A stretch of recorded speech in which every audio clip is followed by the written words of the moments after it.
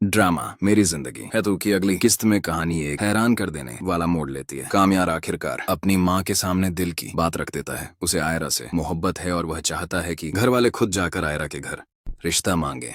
लेकिन कामयार की माँ के लिए यह सुनना किसी तूफान से कम नहीं। वह उसे डांटते हुए साफ कह देती है कि उसकी शादी सिर्फ फारिया से होगी क्योंकि फारिया बचपन से उससे मोहब्बत करती आई है। कामयार तड़प कर जवाब देता है कि उसने कभी फारिया को कोई झूठी उम्मीद नहीं दी, वह सिर्फ उसकी दोस्त है और बस। कामयार की माँ को यह बात किसी भी तरह हजम नहीं होती। वह गुस्से से भरकर पति से शिकायत करती है कि एक मामूली सी लड़की ने उनके बेटे को अपने चंगुल में फंसा लिया है और उसे पूरा यकीन है कि आयरा कामयार की दौलत पर नजर गड़ाए बैठी है। उसके शौहर शांत लहजे में कहते हैं कि उन्हें नहीं लगता कि आयरा ऐसी है, बल्कि मामला उल्टा भी हो सकता है। शायद उनका बेटा खुद दिल के हाथों मजबूर है। लेकिन कामयार की माँ का शक और अहंकार इतना गहरा है कि वह बिना किसी सबूत के फैसला कर लेती है कि वह आयरा के घर जरूर जाएगी, मगर रिश्ता लेकर नहीं, बल्कि उसे उसकी औकात याद दिलाने। घर लौटकर वह कामयार से झूठ बोलती है कि वह आयरा के घर रिश्ता लेकर जा रही है। यह सुनकर कामयार का चेहरा खिल उठता है। उसे लगता है उसकी मोहब्बत मंजिल के करीब है, मगर हकीकत बिल्कुल उलट होती है। अगले दिन कामयार की माँ फारिया को साथ लेकर आयरा के घर पहुंचती है और पूरे घर के सामने आयरा और उसकी माँ को बेइज्जत करने लगती है। वह उन्हें ताने देती है कि उन्होंने अमीर बनने का शॉर्टकट ढूंढा है